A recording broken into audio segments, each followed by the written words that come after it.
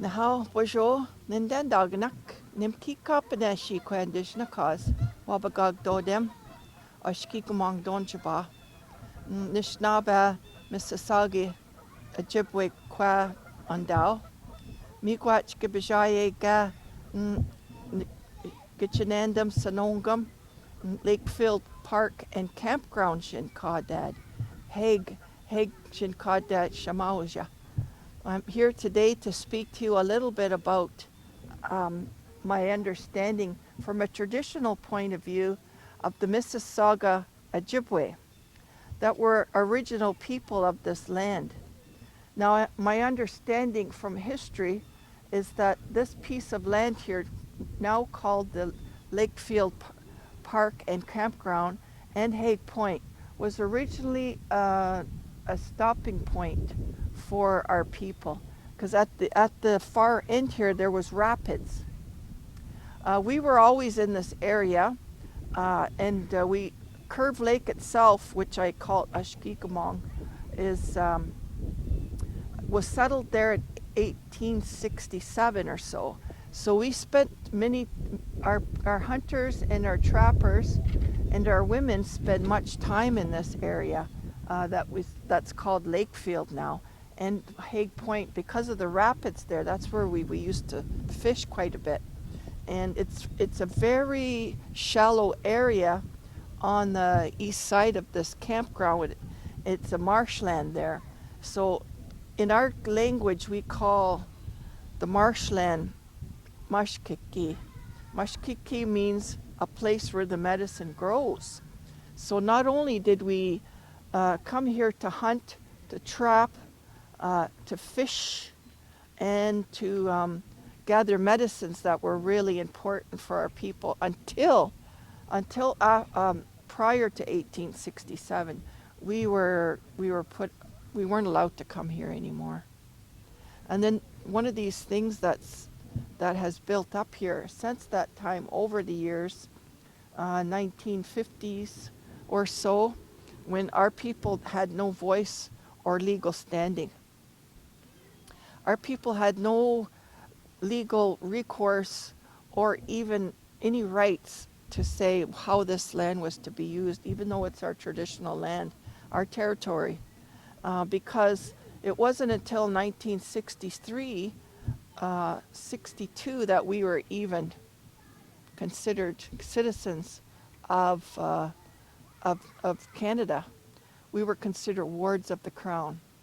We didn't get our first ability to even vote in the national election till 1964 or so. So my parents weren't able to vote until that time. So now that we do, all of us Indigenous people have the vote. We are very keen on exerting our Indigenous rights. And now this land that we have, that we call Haig Point and Lakefield Campground, it's not sacred ground, but it's traditional hunting ground area. And I just went around just before, and I put my tobacco down and I prayed and I asked for the land to give me a message of what I should share with you about how special this place is. First of all, I came to the place where the rapids once ran, and then I also came to where the geese were nesting. And then also I touched a few trees that have been here for more than 200 years. So the message that they said is that they miss the rushing water. They miss that. They miss some of their brothers and sisters that used to live here, which refers to the trees. And some of them are being knocked down now. From a positive point of view, what they really like, though, is the voices and the giggles and the laughter of the children. They really like that. But they said sometimes it gets a little bit too much because they found that they're being damaged, that they're being misused, and and even some of the birds that migrate into this area. Here the duck, the geese in the background, and also there's other geese and turtles and amphibians that are here. And you see that island that's behind me? You see the trees and some of the foliage that's there. That was originally how this land looked here on this particular land, and it's gone. And this is what those trees, those grandfathers were saying, that they missed those ones because they were originally here. In fact, they were really sad. They were actually crying. And those birds, they say that they said it was different here when they used to come here. They said it was different. It was their original place. This is where they came. And although they've come here and settled the way we've settled, they said we've settled here. So that word settled means they don't actually talk to me like in the language. What they do is they just give me pictures. They said we've settled here. And it means that even though it's all changed now completely beyond remembrance of our remembrance, of our human remembrance, they still remember how it was. They still remember because this is the power and the awesome uh, the example of what do they call it? When we're talking about oral history. Nishnawbe people, Nishnawbe, that's the way we used to talk, so that we remember through our stories, through our ceremonies, through our sacred songs. We remember how it used to be here. And the same when I was just going around here just this little bit, those trees remember, that water remembers, and the grandfathers, which are the rocks, they remember how this place used to be. And I didn't say anything to them except just listen. But you know, for me, when I hear those messages from that original people of this land, the original spirits of this land, which are the grandfathers, the birds, the water, and the land, and what they say, you know, they would rejoice. They would rejoice in happiness, and they would if they could return to their original, the way it used to be. Are we able to repair the damage to the way it original was, the way that little island behind us was like? Possibly. So even though they enjoy the songs and the singing and the laughter of those children, they really feel the land here feels stretched, or how can I say how they feel? They feel mm, uh, tired, I guess, tired of what they have to put up day in and day out throughout this beautiful time during the summer. So I understand that that when I went around, there's most of these campers here are been here for a lot of years, and some of the people that come here have been here for a long time. They don't want to move, and I can understand, because isn't this not a beautiful place? It's a beautiful place. Why wouldn't you want to spend your summers here? But if they had any respect for the land, for the water, and for the trees and the birds that used to come here, they would want to, again, return this place to the beauty and the paradise it once was before.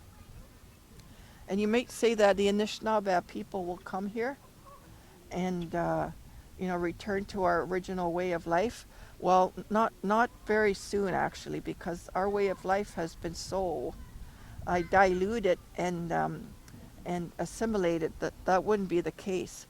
What we're talking here is not indigenous people. What we're talking about here is the spirit of the land, the spirit of the trees, and those grandfathers, those rocks, and the fish that came up from.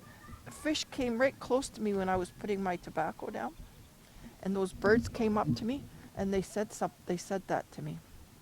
This is their home. This is where they used to always be.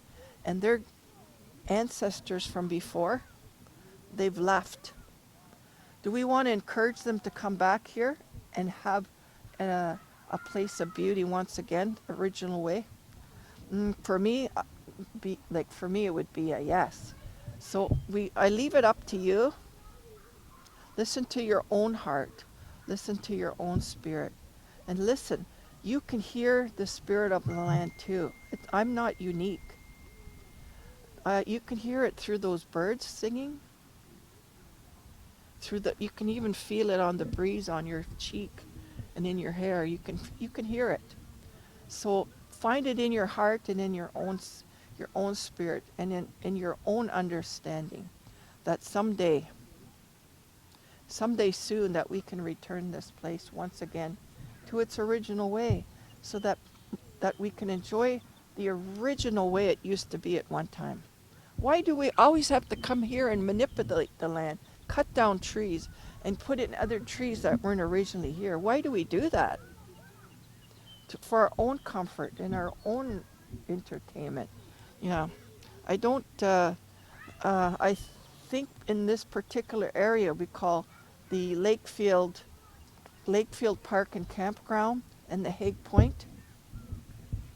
I think we can find it in our heart and in our own understanding to change it and to keep it on its original way for those trees and those animals and those birds and those rocks and for the water itself. Gitchatuanabe, sacred water. Chimigwech for giving me this little time, this little opportunity to speak my voice and for on behalf of the land that I asked with that sacred tobacco. Naha miigwech.